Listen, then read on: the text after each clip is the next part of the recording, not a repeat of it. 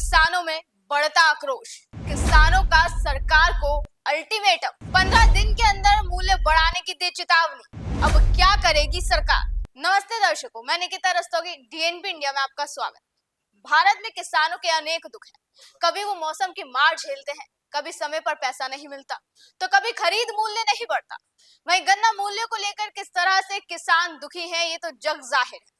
गन्ना किसानों को प्रदेश सरकार से आस है कि वो गन्ने के भाव बढ़ाए, लेकिन सरकार की तरफ से इस पर कोई कदम नहीं उठाया जाता, जिससे खुद को किसान ठगा हुआ महसूस कर रहे हैं। किसानों की तरफ से हर रोज इस मुद्दे पर आवाज उठाई जा रही है। इसी के चलते एक बार फिर किसान सड़कों पर उतरने को मजबूर हो गए। मूल्य बढ़ोतरी न होने पर किसानों ने तहसील पहुंचकर प्रदर्शन किया, जिसके बाद किसानों ने गन्ने की होली भी जलाई। यही नहीं, किसानों ने 15 दिन के अंदर अंदर मूल्य बढ़ोतरी न होने पर प्रदेश आह्वान पर आंदोलन की चेतावनी भी दी। इसके अलावा मथुरा जनपद की तहसील में एसडीएम को हटाने की मांग कर मुख्यमंत्री को संबोधित ज्ञापन तहसीलदार को सौंप दिया गया। उन्होंने मथुरा जनपद की तहसील महावन में तैनात एसडीएम पर किसानों के साथ दुर्व्यवहार करने का आरोप लगाया है और मुख्यमंत्री को संबोधित ज्ञापन तहसीलदार हबीब और रहमान अंसारी को सौंपा है। बीते दिन बीकेयू यानी भारतीय किसान यूनियन चड़ूनी के जिला अध्यक्ष रंजीत सिंह की अगुवाई में गन्ना मूल्य में बढ़ोतरी न होने पर किसानों ने तहसील में धरना दिया, जिसके बाद नाराज किसानों ने गन्ने की होली जलाकर विरोध जताया। जिला अध्यक्ष ने बताया, पिछले 2 साल से गन्ना मूल्य बढ़ोतरी न होने से किसानों को आर्थिक तंगी का सामना करना पड़ रहा है। लगातार रासायनिक उर्वरक, डीजल के दाम बढ़ने के बावजूद गन्ना मूल्य नहीं बढ़ाया जा रहा। यूरिया में भी 5 किलो वजन कम कर दिया गया। उन्होंने कहा कि दाखिल खारिज, खसरा मूल, निवास प्रमाण पत्र, जाति प्रमाण पत्र के नाम पर भी उत्पीड़न हो रहा है। गौवंशीय पशु खेतों, सड़कों व गांव में घूमकर नुकसान पहुंचा रहे हैं।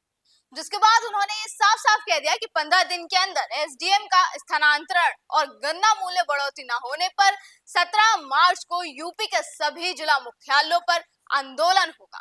उन्होंने 450 रुपए प्रति क्विंटल गन्ना मूल्य करने की मांग की है। इसी तरह जगह जगह किसान अपना विरोध प्रदर्शन कर रहे हैं, लेकिन सवाल यही कि आखिर कब सरकार के कानों तक किसानों की आवाज पहुंचेगी?